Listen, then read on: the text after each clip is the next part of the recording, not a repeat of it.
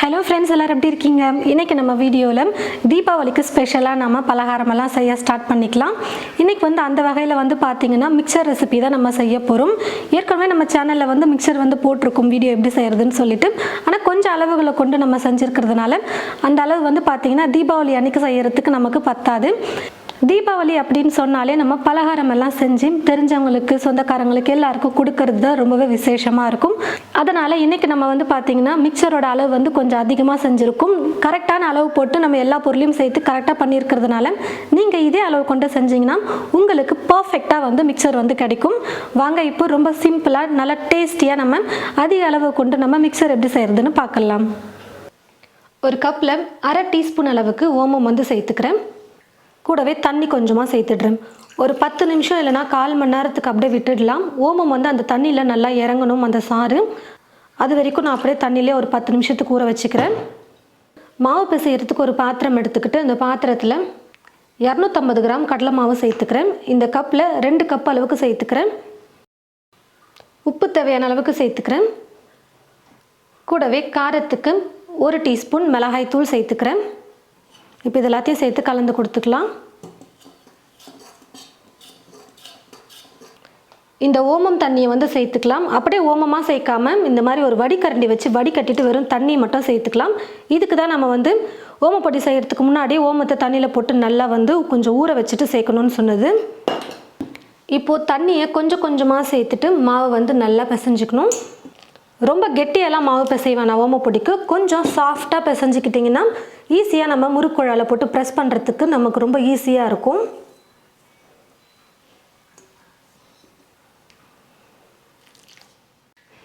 மாவு பார்த்தீங்கன்னா பிசைஞ்சு எடுத்துக்கிட்டாச்சு. இந்த மாதிரி கொஞ்சம் இலக்கமாக இருக்கிற மாதிரி மாவு பிசைஞ்சுக்கோங்க. நம்ம முறுக்குக்கு பிசைகிறத விட கொஞ்சம் இலக்கமாக இருக்கணும் மாவு. இதுதான் கரெக்டான கன்சிஸ்டன்சி. அப்போ தான் ஓமப்பொடி செய்ய முடியும். முறுக்குழால போட்டு பிழிய முடியும். இல்லைன்னா ரொம்ப கஷ்டமாக இருக்கும். ஓமப்பொடிக்கு பார்த்தீங்கன்னா இந்த மாதிரி கொஞ்சம் நல்லா மெல்லிஸாக இருக்கிற மாதிரி டிசைன் எடுத்துக்கோங்க. முதல்ல முறுக்குழால ஃபஸ்ட்டு எப்போவுமே பார்த்தீங்கன்னா எண்ணெயை நல்லா அப்ளை பண்ணிக்கணும். அப்போ தான் ப்ரெஸ் பண்ணும்போது ரொம்ப ஈஸியாக இருக்கும். வெறும் கடலை மாவுங்கிறதுனால ரொம்ப கஷ்டமாக இருக்கும் பிழியறதுக்கு. கொஞ்சம் இலக்கமாகவே இந்த மாதிரி மாவு பிசைஞ்சு எடுத்துக்கோங்க. மாவை இந்த மாதிரி கொஞ்சம் உருளையாக உருட்டி முறுக்குழால போட்டு இப்போது ஓமப்பொடி செய்ய ஆரம்பிச்சிடலாம். கடாயில் எண்ணெய் ஊற்றி வச்சுட்டேன். எண்ணெய் பார்த்தீங்கன்னா காஞ்சிருக்கா இல்லையான்னு சொல்லிட்டு கொஞ்சமாக மாவு போட்டு பாருங்கள். எண்ணெய் பார்த்தீங்கன்னா இப்போ நல்லா காஞ்சிருச்சு. இப்போ நம்ம ஓமப்பொடி செய்ய ஆரம்பிச்சிடலாம். அப்படியே இப்படி ஃபுல்லாக நம்ம சுற்றிட்டே வந்தோம்னா போதும். பெருசாக ஒரு 2 முறை 3 முறை சுற்றி எடுத்தோம்னா ஓமப்பொடி ரெடி ஆகிடும்.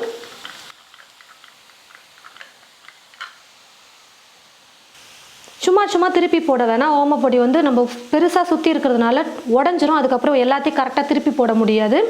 ஒரே ஒரு முறை மட்டும் திருப்பி போட்டு குக் பண்ணாலே போதும். இப்போ நான் இன்னொரு பக்கம் திருப்பி போட்டுடுறேன்.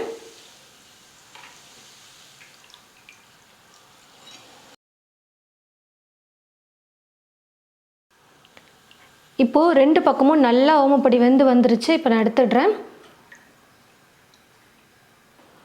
மீதி இருக்கிற மாவை இதே மாதிரி எண்ணெயில் ஃபுல்லாக சுற்றி விட்டுட்டு நம்ம ஓமப்பொடி செஞ்சு எடுத்துக்கலாம். பாருங்கள் ஃப்ரெண்ட்ஸ், ஓமப்பொடி செஞ்சு எடுத்தாச்சு. 1/4 கிலோ மாவுக்கு பார்த்தீங்கன்னா எத்தனை நம்ம ரவுண்ட் செஞ்சு எடுத்துருக்கோம் பாருங்கள். நல்லா பெருசாக ஒரு 5-6 வந்திருக்கு. இப்போ காரா பூந்தி செய்யறதுக்கு ஒரு பாத்திரம் எடுத்துக்கிட்டு அந்த பாத்திரத்தில் 1/4 கிலோ அளவுக்கு நான் கடலை மாவு சேர்த்துக்கிறேன். அதாவது 2 கப் கடலை மாவு சேர்த்துக்கிறேன். இது கூடவே அரிசி மாவு பார்த்தீங்கன்னா 1/2 கப் அளவுக்கு சேர்த்துக்கிறேன். அதாவது 1 கப் கடலை மாவுக்கு 1/4 கப் அரிசி மாவுன்ற கணக்கில் நம்ம எடுக்கணும். இப்போ 2 கப் கடலை மாவு எடுத்திருக்கேன். அதனால் 1/2 கப் அரிசி மாவு சேர்த்துக்கிறேன். அரிசி மாவோட வெயிட் பார்த்தீங்கன்னா கிட்டத்தட்ட ஒரு 80 கிராம் இருந்தது நான் வெயிட் போட்டதில். தேவையான அளவுக்கு உப்பு சேர்த்துக்கிறேன். 1/4 டீஸ்பூன் மஞ்சள் தூள், 1/4 டீஸ்பூன் பெருங்காயத்தூள், 1 டீஸ்பூன் காஷ்மீரி மிளகாய் தூள் சேர்த்துக்கிறேன். இது காரம் கம்மியாக இருக்கும், கொஞ்சம் கலர் கொடுக்குன்றதுனால நான் காஷ்மீரி மிளகாய் தூள் சேர்த்துக்கிறேன். ஓமப்பொடிக்கும் நான் காஷ்மீரி மிளகாய் தூள் தான் சேர்த்துருந்தேன். பேக்கிங் சோடா ஒரு 2-3 சிட்டிகை அளவுக்கு சேர்த்துக்கிறேன். பூந்தி நல்லா கொஞ்சம் குண்டு குண்டாக எழும்பி வரும். அதுக்காக ஒரு 2-3 சிட்டிகை அளவுக்கு சோடா உப்பு சேர்த்தா போதும். இப்போ இது எல்லாத்தையும் சேர்த்து நல்லா கலந்து கொடுத்துட்டு அதுக்கப்புறமா தண்ணி சேர்த்து மாவு வந்து கரைச்சிக்கலாம். தண்ணி வந்து பார்த்திங்கன்னா இப்போ கொஞ்சம் கொஞ்சமாக சேர்த்து மாவை கரைச்சிக்கலாம். ரொம்ப கெட்டியாக இருக்கக்கூடாது, கொஞ்சம் இட்லி மாவு பதத்துக்கும் இல்லாமல் தோசை மாவு பதத்துக்கும் இல்லாமல் மாவு வந்து கரைச்சிக்கோங்க. அப்போ தான் கரெக்டாக எண்ணெயில் ஊற்றும் பொழுது குண்டு குண்டாக நமக்கு பூந்தி வந்து கிடைக்கும். கொஞ்சம் கூட உருண்டைகளே இல்லாமல் நல்லா நைஸாக மாவு வந்து கரைச்சி எடுத்துக்கலாம்.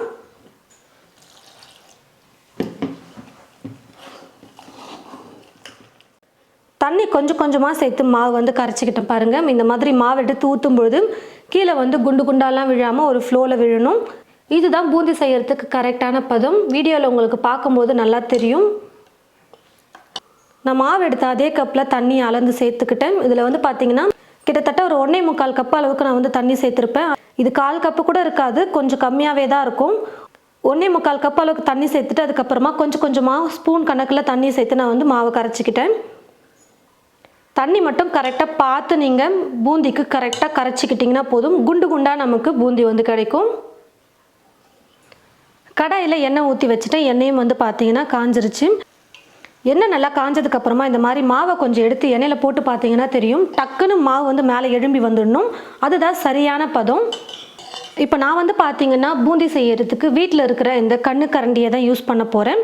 உங்ககிட்ட பூந்தி கரண்டி இருந்தால் பரவாயில்ல, நீங்கள் அதை யூஸ் பண்ணிக்கலாம். ஒரு வேளை இல்லைனாலும் நீங்கள் இந்த மாதிரி கண்ணு கரண்டி இருந்தாலே இதை வச்சு நீங்கள் பூந்தி செய்யலாம்.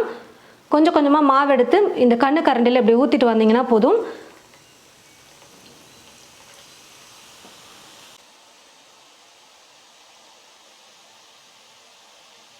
கரெக்டான பதத்தில் மாவை நம்ம கரைச்சிட்டும் எண்ணெயை நல்லா காய வச்சதுக்கப்புறமா நம்ம பூந்தி மாவை எடுத்து ஊற்றும் பொழுதும் நல்லா இந்த மாதிரி குண்டு குண்டாக பூந்தி வந்து நமக்கு கிடைக்கும். நல்லா ஒரு 2 நிமிஷத்துக்கு நம்ம குக் பண்ணிக்கலாம். கிறிஸ்பியாக வரணும் நமக்கு பூந்தி வந்து, அப்போ தான் சாப்பிட நல்லா இருக்கும் முறுமுறுன்னு. நல்லா ஒரு 2 நிமிஷத்துக்கு குக் பண்ணதுக்கப்புறமா எடுத்துக்கலாம். இப்போ நல்லா கிறிஸ்பியாக வந்திருக்கும் காரா பூந்தி. இந்த மாதிரி ஒரு வடிகரண்டி யூஸ் பண்ணிக்கிட்டிங்கன்னா இருக்கிற எக்ஸ்ட்ரா எண்ணெயும் நல்லா வடிஞ்சு வந்துடும். பூந்தி எப்போ எண்ணெய் இல்லாமல் நமக்கு கிடைக்கும் சாப்பிட்றதுக்கு.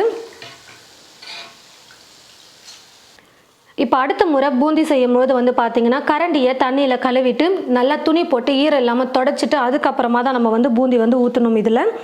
அப்போ வந்து பார்த்திங்கன்னா முத்து முத்தாவே நமக்கு பூந்தி கிடைக்கும். ஒவ்வொரு முறையுமே நீங்கள் வந்து கரண்டி இந்த மாதிரி நல்லா சுத்தம் பண்ணிவிட்டு அதுக்கப்புறம் தான் மாவை எடுத்து நம்ம எண்ணெயில் ஊற்றணுமே.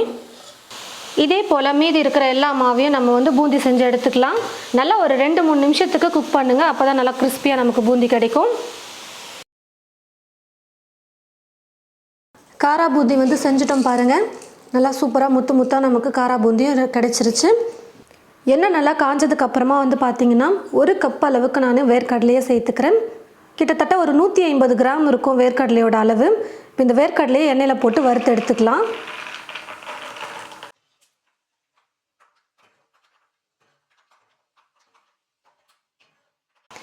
ரொம்ப நேரம் வறுத்துறாதீங்க, தீஞ்சிரும் அதுக்கப்புறம் வேர்க்கடலை. ஒரு 2 நிமிஷம் வறுத்திங்கன்னா போதும். இப்போ நான் வந்து எடுத்துடுறேன். இந்த மாதிரி ஒரு வடிகரண்டி யூஸ் பண்ணிக்கோங்க மிக்சர் செய்கிறதுக்கு. இப்போ வந்து பார்த்திங்கன்னா மொக்காச்சோளா சிப்ஸ் இருக்குது பார்த்திங்களா, அது வந்து 2 கப் அளவுக்கு நான் அளந்து எடுத்திருக்கேன். எண்ணெய் நல்லா காஞ்சதுக்கப்புறமா கொஞ்சம் கொஞ்சமாக போட்டு நம்ம சிப்ஸை வந்து பொரிச்சு எடுத்துக்கலாம். வெயிலில் வந்து கொஞ்சம் காய வச்சுக்கிட்டிங்கன்னா நல்லா எண்ணெயில் போட்டதுமே சூப்பராக பொரிஞ்சு வந்துடும், மொறுன்னு இருக்கும் சாப்பிட்றதுக்கு. எடுத்துருக்கிற 2 கப் சிப்ஸையும் நான் வந்து எண்ணெயில் பொரிச்சு எடுத்துக்கிறேன். முந்திரி வந்து சேர்த்து வறுத்துக்க போகிறேன். உங்களுடைய விருப்பம், முந்திரி எவ்வளோ வேணால் நீங்கள் சேர்த்துக்கலாம். நான் வந்து இப்போ 1 கைப்பிடி அளவுக்கு தான் முந்திரி எடுத்திருக்கேன். கொஞ்சம் பொன்னிறமாக வர வரைக்கும் வறுத்து எடுத்துக்கலாம்.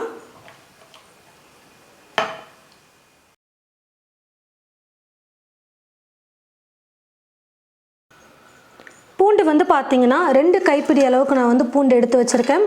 லைட்டாக வந்து தட்டி எடுத்துக்கோங்க, ரொம்ப வந்து தட்ட தேவையில்ல, லைட்டாக தட்டி எடுத்துக்கோங்க போதும்.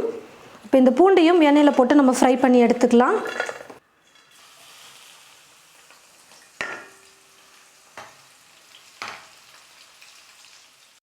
பூண்டும் வந்து பார்த்திங்கன்னா நல்லா வறுபட்டு வந்துருச்சு. இப்போ நான் எடுத்துடுறேன். இப்போ வந்து பொட்டுக்கடலையை நான் வந்து வறுத்து எடுத்துக்க போகிறேன். பொட்டுக்கடலை வந்து பார்த்திங்கன்னா ரொம்ப நேரம் வறுக்கக்கூடாது, ரொம்ப கலர்லாம் மாறக்கூடாது, லைட்டாக எண்ணெயில் வறுத்துக்கிட்டால் போதும். 1 கப் பொட்டுக்கடலை எடுத்திருக்கேன். பொட்டுக்கடலையும் இப்போ நம்ம வறுத்து எடுத்துக்கலாம்.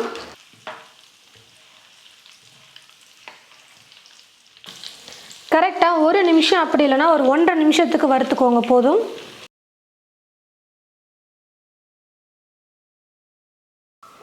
ஒரு கப் அவல் வந்து எடுத்திருக்கேன். நான் எடுத்துருக்கிற அவல் வந்து பார்த்தீங்கன்னா கெட்டி அவல். எண்ணெய் நல்லா காஞ்சதுக்கப்புறமா அவலையும் எண்ணெயில் போட்டு நம்ம நல்லா வறுத்து எடுத்துக்கலாம். எண்ணெய் நல்லா காஞ்சிருக்கணும், அப்போ தான் அவல் வந்து நல்லா பொரிஞ்சு வரும்.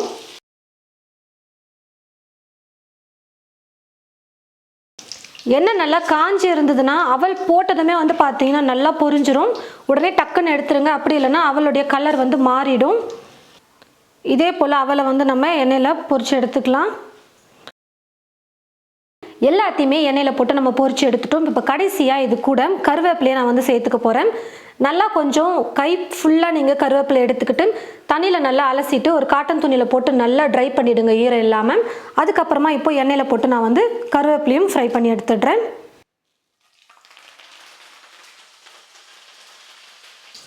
நல்லா கிறிஸ்பியாக இருக்கணும் கருவேப்பிலை, ஈரப்பதம் கொஞ்சம் கூட இருக்கக்கூடாது. எண்ணெயில் கொஞ்சம் நல்லா ஃப்ரை பண்ணி எடுத்துக்கோங்க, நல்லா முறுமுறுன்னு வர வரைக்கும். கருவேப்பிலை இப்போ வந்து பார்த்தீங்கன்னா நல்லா முறுமுறுன்னு வந்துருச்சு பாருங்கள். இப்போ நான் ஸ்டவ் ஆஃப் பண்ணிவிட்டு இந்த கருவேப்பிலையும் எடுத்துக்கிறேன்.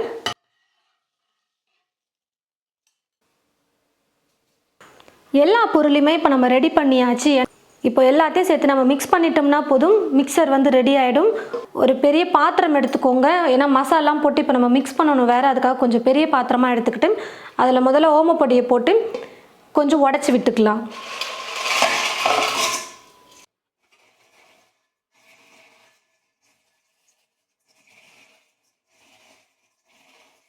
ஓமப்பொடியை இந்த மாதிரி உடச்சதுக்கப்புறமா இது கூட காரா பூந்தி சேர்த்துக்கிறேன். இந்த சிப்ஸையும் சேர்த்துக்கிறேன்.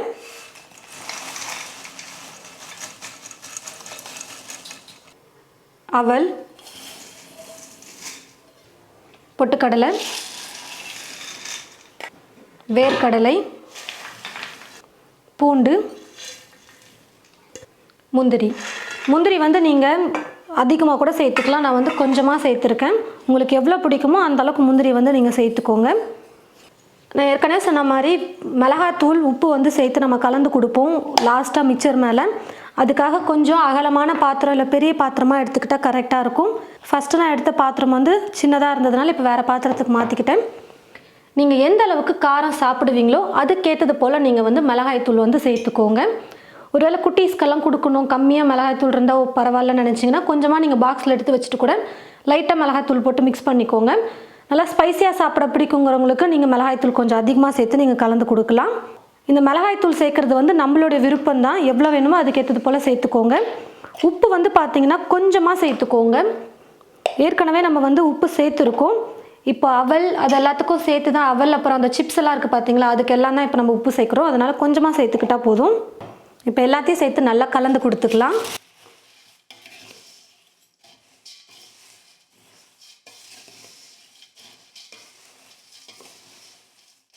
மிளகாய்த்தூள் உப்பு போட்டு நல்லா கலந்து கொடுத்ததுக்கப்புறமா கடைசியாக இது கூட கருவேப்பிலையை சேர்த்துக்கலாம். நம்ம முதல்ல சேர்த்துருந்தோம்னா நம்ம கலந்து கொடுக்கும்போது கருவேப்பிலை ரொம்ப பொடியாக உடஞ்சிரும். அதனால் எல்லாம் ரெடி பண்ணதுக்கப்புறமா கடைசியாக நீங்கள் கருவேப்பிலையை சேர்த்து கலந்து கொடுத்துக்கோங்க லைட்டாக. ரொம்பவே டேஸ்டியாக சூப்பராக நம்ம மிக்சர் வந்து ரெடி பண்ணிட்டோம் பாருங்கள். மிக்சர் வந்து பார்த்திங்கன்னா நான் வெயிட் போட்டிருக்கேன், வீடியோவில் உங்களுக்கு தெரியும்னு நினைக்கிறேன். 1 கிலோ 500 கிராம் இருக்குது. மொத்தமாக 1.5 கிலோ மிக்சர் வந்து நம்ம வந்து ரெடி பண்ணியிருக்கோம் இன்றைக்கி. நமக்கு ரொம்பவே லாபம். வீட்டில் வந்து இந்த மாதிரி செஞ்சுக்கிட்டோம்னாலே காரா பூந்தியும் ஓமப்பொடியும் நம்ம செஞ்சு எடுத்துட்டோம்னா போதும். மீதி எல்லா பொருளையும் நம்ம எண்ணெயில் போட்டு பொரிச்சு எடுக்கிறது தான் ரொம்ப ஈஸி, டக்கு டக்குன்னு செஞ்சிடலாம். அதுக்கப்புறம் எல்லாத்தையும் சேர்த்து மிக்ஸ் பண்ணிட வேண்டியது தான். ரொம்பவே ஈஸி, ரொம்ப அழகாக எல்லோரும் வீட்லேயே இந்த முறை தீபாவளிக்கு இந்த மாதிரி மிக்சர் வந்து செஞ்சு பாருங்கள். நான் சொன்ன அளவில் செஞ்சிங்கன்னா கண்டிப்பாக உங்களுக்கு 1.5 கிலோ அளவுக்கு மிக்சர் கிடைக்கும். ட்ரை பண்ணி பார்த்துட்டு எப்படி இருக்குன்னு சொல்லிட்டு மறக்காமல் கமெண்ட் பாக்ஸில் வந்து கமெண்ட் பண்ணுங்கள். இந்த வீடியோவை மற்றவங்களுக்கும் ஷேர் பண்ணுங்கள்.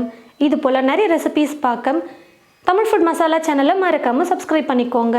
கூடவே பக்கத்தில் இருக்கிற பெல் ஐக்கானை கிளிக் பண்ண மறந்துடாதீங்க. தேங்க்யூ.